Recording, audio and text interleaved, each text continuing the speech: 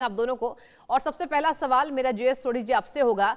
देखिए सर, अब ना ऐसा लग रहा है कि पाकिस्तान की जो हरकतें हैं वो बढ़ती जा रही है और 26 के युद्ध स्तर को देखते हुए पाकिस्तान ने एक बड़ी साजिश को फिर से अंजाम दिया है। हालांकि ड्रोन्स गिराए जा रहे हैं। सर बताइए आज पूरी क्या आप जानकारी देना चाहेंगे इस बाबत। जय हिंद जी। ये मेरा सौभाग्य है कि मैं आपके न्यूज चैनल पर हूं और विख्यात को पैनलिस्ट के साथ हूं। पाकिस्तान जब तक एक देश के तौर पर रहेगा वो भारत में आतंकवाद को समर्थन देता रहेगा और हर मुमकिन कोशिश करेगा कि भारत में अस्थिरता हो, अशांति हो। बिल्कुल। इसके लिए हमें इतिहास में जाना पड़ेगा। जब 1971 में भारत ने पाकिस्तान को युद्ध में हराया और पाकिस्तान के दो टुकड़े किए जिससे बांग्लादेश एक नए देश के रूप में उभरा, उसके अगले महीने 24 जनवरी 1972 को पाकिस्तान के मुल्तान शहर में कॉन्फ्रेंस हुई जिसे मुल्तान कॉन्फ्रेंस के नाम से जाना जाता है। उसमें 3 निर्णय लिए गए पाकिस्तान के भविष्य के लिए। पहला, पाकिस्तान परमाणु हथियार बनाएगा। दूसरा, पाकिस्तान आने वाले समय में जम्मू कश्मीर के लिए युद्ध करेगा। और तीसरा, पाकिस्तान भारत में अशांति अस्थिरता फैलाने के लिए आतंकवाद का समर्थन करेगा। बिल्कुल। जो इसका तीसरा बिंदु था, इसने पहले पंजाब में 15 साल आतंकवाद मचाया और 36 साल से अब लगातार वो जम्मू कश्मीर में आतंकवाद का समर्थन कर रहा है। पाकिस्तान को निपटने का एक ही तरीका है, वो है हमारी और ज्यादा आर्थिक शक्ति और सैनिक शक्ति। पाकिस्तान वो जहरीले सांप की तरह है जिससे जब तक हम डंडा मारते रहेंगे उसका फन नीचे रहेगा। जैसे हमने डंडा मारना बंद किया वो फिर डसने के लिए आएगा। हमने देखा है कि जब जब हमने पाकिस्तान पे बहुत बड़ा प्रहार किया है सैनिक तौर से, पाकिस्तान कुछ समय के लिए दब गया है लेकिन फिर उठा एक जहरीले सांप की तरह। तो पाकिस्तान को निपटने का एक ही तरीका है, हमारी सैनिक शक्ति, हमारी आर्थिक शक्ति। बिल्कुल ठीक है। एक बार मैं सवाल लेना चाहूंगी अरविंद सिंह तेजावत जी से, विदेश मामलों के जानकार हैं। सर आपसे ये जानना चाहूंगी कि अंतर्राष्ट्रीय मुद्दों की बात करें सर, लगातार ये हरकतें बढ़ती जा रही है, कैसे भारत अंतर्राष्ट्रीय मुद्दों पर इस पाकिस्तान की नापाक हरकतों को पहुंचाए, क्या रहेगा वो तरीका? देखिए, हमें यथार्थ को स्वीकार करना होगा क्योंकि पाकिस्तान हमारा हमसाया मुल्क है, वो हमारा पड़ोसी राष्ट्र है। तो इसे स्वीकार करना होगा और उसी के अनुरूप हमें अपनी जो नीति है वो बनानी होगी।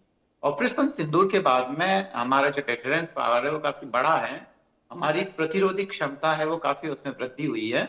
अब जो फिलहाल जो द्विवेदी जी का जो बयान था, जो हमारे तीनों ही सेनाओं के जो अध्यक्ष हैं, तो उन्होंने जो सीडीएस ने बोला है कि जो पाकिस्तान के 8 कैंप हैं उन पे भारत की नजर है और अगर कोई भी नापाक हरकत होती है तो ऑपरेशन 2 जो सिंदूर 2 उसका पार्ट है जी, वह शुरू कर दिया जाएगा। तो भारत तो कर रहा है, ना कभी ऐसा होगा कि अंतर्राष्ट्रीय राजनीति में सब कुछ ठीक हो जाएगा और ना कभी ऐसा होगा कि हम एकदम शांति से आगे जी पाएंगे। यह समझ में आती रहेगी और हमें उनका मुकाबला भी वैसे ही करना होगा। सृष्टि जी। ठीक है, एक और खास मेहमान हमारे साथ जुड़ चुके हैं, बैरिस्टर हुमायूं चत्था जी, राजनीतिक विश्लेषक हैं। सर बहुत स्वागत है इंडिया न्यूज पर। और आपसे मेरा अहम सवाल ये होगा, पाकिस्तान की सर हरकतें आपने देखी होगी, लगातार सीमा पर घुसपैठ जारी है, ड्रोन भेजे जा रहे हैं, ड्रग्स भेजी जा रही है और हालांकि भारतीय सेना मुंहतोड़ जवाब दे रही है। सर कैसे अब भारत इस विवाद से, भारत इस संवाद से आगे बढ़े?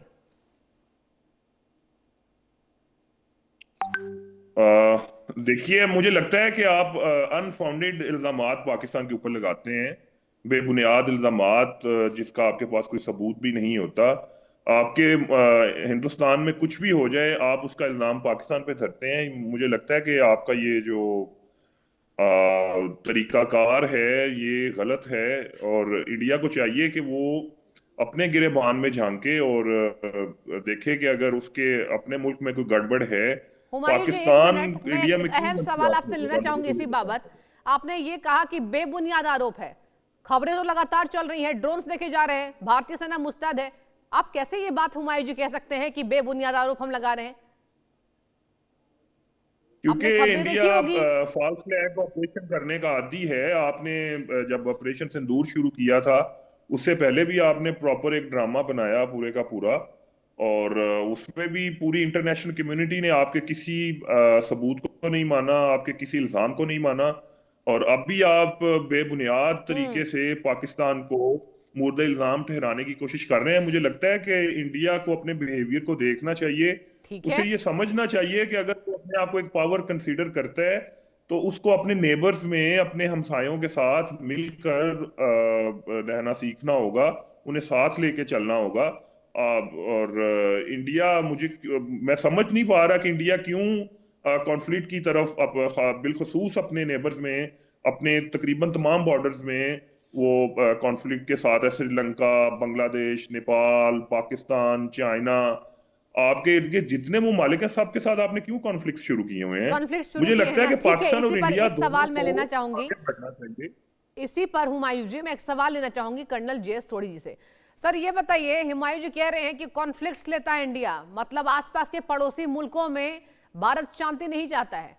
पहलगाम अटैक किसने किया था? और कर्नल जेएस सोढी जी मैं चाहूंगी आप जवाब दें इस बाबत, जो हुमायूं जी कह रहे हैं कि इंडिया की, मतलब भारत की जो तनाव है पड़ोसी देशों से लगातार चली आ रही है, क्या कारण है? शशि जी, 1947 से लेकर आज तक भारत पाकिस्तान की 5 सैनिक मुठभेड़ हुई हैं। पांचों में हमने पाकिस्तान को हराया, पाकिस्तान के 2 टुकड़े भी कर दिए। बिल्कुल। ये सारी 5 सैनिक मुठभेड़ में कभी भारत ने पहला सैनिक वार नहीं किया, हमेशा पहला सैनिक वार पाकिस्तान से आया है। तो ये बात कहना है कि भारत जंग की बात करता है, भारत शांति नहीं चाहता, ये बिल्कुल गलत और बेबुनियाद है। इतिहास गवाह है कि हर पहला सैनिक वार पाकिस्तान से आया है। जो पिछले साल 22 अप्रैल को पहलगाम में हुआ, ये भारत ने पूरी दुनिया को सबूत के साथ बताया किस तरह से ये 5 आतंकवादी पाकिस्तान में इन्होंने ट्रेनिंग ली थी, पाकिस्तान से आए थे और ये वाहियात हरकत करके वापस पाकिस्तान चले गए। हमने वो सैटेलाइट के टेलीफोन नंबर्स तक का हमने नंबर दिया अपने सबूतों में, जो कि पाकिस्तान से इन्हें इशू हुआ था। तो पहली बात तो ये बात बिल्कुल गलत है, बेबुनियाद है। पूरी दुनिया जान चुकी है कि आतंकवाद का गढ़ पाकिस्तान है। बल्कि अक्टूबर 2022 में जो बाइडेन, जो तब अमेरिका के राष्ट्रपति थे, उन्होंने कहा था बयान में कि दुनिया में सबसे खतरनाक जगह अगर रहने के लिए कोई है वो पाकिस्तान है। हमें वो भी वक्ता याद होगा जब अमेरिका की secretary of state Hillary Clinton जब 21 अक्टूबर 2011 को पाकिस्तान के दौरे में गई थी और उन्होंने आतंकवाद के समर्थन के संदर्भ में कहा था कि लोगों को याद रखना चाहिए जो अपने घर के पीछे सांप पालते हैं, ये सांप उन्हें डसेंगे। आज पाकिस्तान को उन्हीं के पाले हुए आतंकवादी डस रहे हैं जगह जगह, लेकिन पाकिस्तान मानने को तैयार नहीं है।